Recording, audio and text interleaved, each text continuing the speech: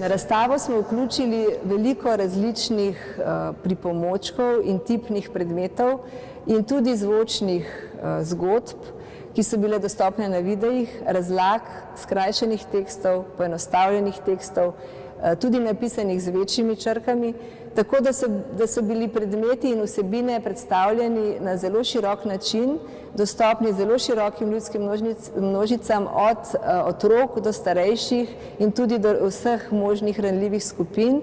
To je recimo primer, kako izgleda slika, če jo zaletimo smojno voščeno maslo. To je smojno voščeno masla. Zdaj se bomo pa premaknili še k eni Jakopičevi sliki v naslednji prostor, ki se imenuje ovčice. Ovčke imajo neko teksturo, da se jih loči od ostalega. Želeli smo, da niso stvari namenjene samo eni skupini, ampak vsem ljudem, in želeli smo, da vsak najde tisto, kar potrebuje.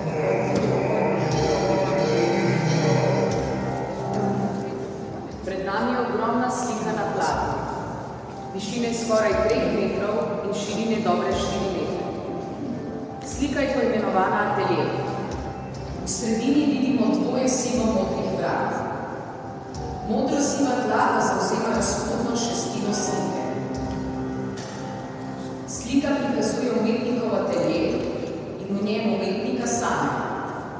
Upamo, da je na ta način umetnost in da so bile umetnine, ki so bile razstavljene na tej razstavi, da smo jih na ta način predstavili na drugačen način, na bolj razumljiv način in na zanimiv način.